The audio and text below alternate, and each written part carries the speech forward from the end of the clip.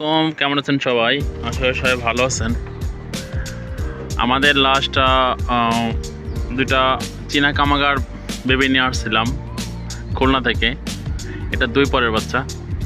তো ওদের বাড়ি চেনানোর জন্য আমি খাঁচার দাপটের উপরে খাঁচার মধ্যে রাখছি। এইমাত্র খাবার দিয়ে খাওয়া শেষ হয়েছে, তখন রাখা হয়েছে।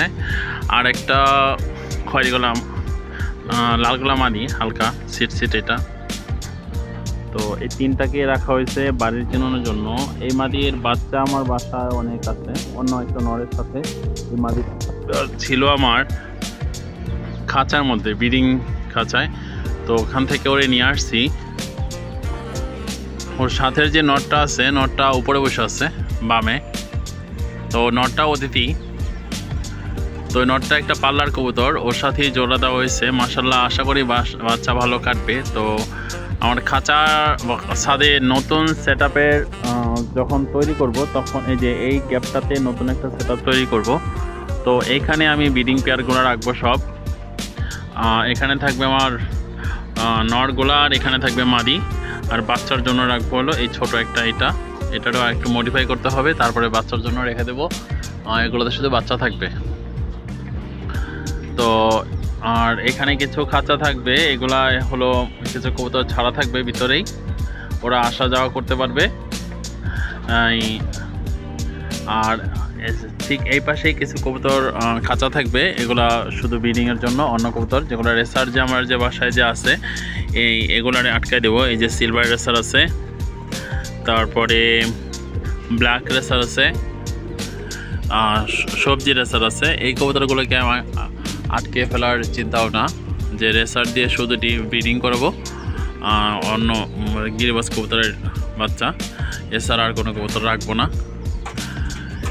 এর জন্যই আমি নতুন কিছু বাচ্চা সেট করতেছি। আমার বাসায় অলরেডি বাচ্চা আছে, বাচ্চা প্রায় 9টা বাচ্চা, মানে কামাগার চীনা কামাগারের বাচ্চা 2টা সহ মোট 9টা বাচ্চা আছে। তো আজকে থেকে ওদের একসাথে রাখার চিন্তা ভাবনা, এবং ওদেরকে একসাথেই ছাড়বো বাহিরে, একসাথেই ওরা উড়বে। তো আমার বাসায় আরও কিছু কবুতর আছে বাচ্চা। এই যে দেখেন, এই একটা বাচ্চা, ওই যে এটা একটা বাচ্চা। ও মোটামুটি না, ও একটা তেমন একটা উড়ে না, বামে উঠে তো বসে পড়ে। এই যে এই বাচ্চাটা, নর বাচ্চাটা, ও মোটামুটি উড়ে কবুতরের সাথে ভালো, মোটামুটি ফ্লাই করে। এখনও 0 পরের, এখনও নীল পরের বাচ্চা। আরও একটা বাচ্চা আছে উপরে, এগুলো সব। হ্যাঁ, তো বেশ সুন্দর কয়েকটা বাচ্চা আছে, এগুলো সব উপরে। তো কামাগারগুলোকে আমি চালের উপরে দেওয়ার মানে হলো আমার বাসা চেনানোর জন্য, যেহেতু ওরা ছিল হলো খাঁচার মধ্যে, খাঁচায় ছিল, খুলনা থেকে আনা। তো ওদেরকে বাহিরের পরিবেশে এবং প্রকৃতি চিনানোর জন্য, আশেপাশ চেনার জন্য দেওয়া হয়েছে। তো এভাবে আমি 3 দিন ওদের রাখবো। আজকে বুধবার, কালকে বৃহস্পতিবার এবং শুক্রবার বিকেল টাইমে ওদেরকে ছেড়ে দেওয়ার চিন্তা ভাবনা আছে। আর খয়েরি গলা মাদিটাকে আমি ছাড়বো না আপাতত, যদি ছুটে যায় কখনো, এর জন্য যাতে ও চিনে মানে বসতে পারে চীনা। হ্যাঁ, ওই আশেপাশ থেকে যদি পড়ে না যায়, তো এর জন্য ওকে একটু দেওয়া হয়েছে যাতে ও চিনুক এলাকাটা। ওর পাখনাটাও ছেড়ে দেবো, কারণ ও ছোটোবেলা থেকে খাঁচাই ভর্তি। ওর বেবিগুলো, আমার বাসার বেশি পুরাতন কবুতরগুলাই ওর বেবি সবগুলা। ওর সাথে নর ছিল একটা পাঙ্কি ফ্যাটের নর।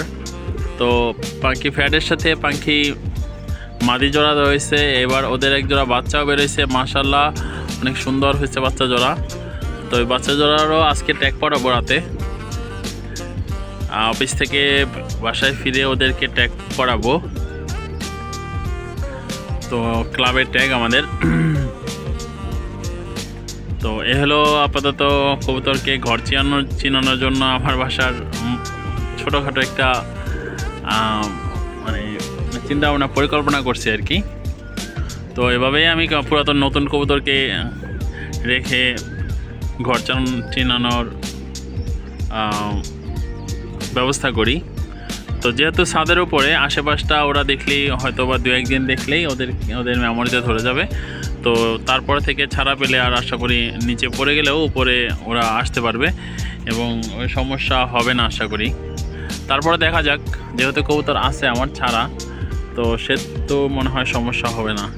এই যে দেখেন ওরা আমার এতক্ষণ খাইছে, এখন আবার নামছে খাওয়ার জন্য। এদের বেশ কয়েকটারই বাচ্চা আছে, এর জন্য হয়তো বা খাবার চিন্তা ভাবনা করতেছে ওরা। দেখি ওদেরকে খাবার দেওয়া যায় কিনা, একটু চেষ্টা করি আরেকবার, কারণ ওদের দিতে গেলে বাসা সব নেমে যায় একসাথে খাইতে।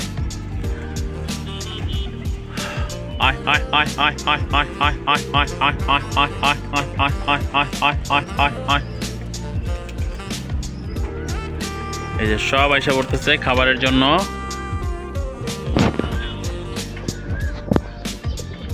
রিসেন্টলি আমরা একটা নতুন কবুতর ধরছিলাম, যেটা আমি ভিডিওতে বলছিলাম। এটা আমার একটা দেশি কবুতর। দেখেন তো কেউ চিনেন কিনা, কারো কবুতর হয়ে থাকলে সে নিয়ে যাবেন কষ্ট করে। গলার সামনে কয়েকটা স্পট আছে, এটা হলো দেশি কবুতর। আর এইটা একটা গিরিবাজ চুইনা নর, এটাও এক বাসা থেকে নেওয়া, খুব সীমিত দামেই নেওয়া।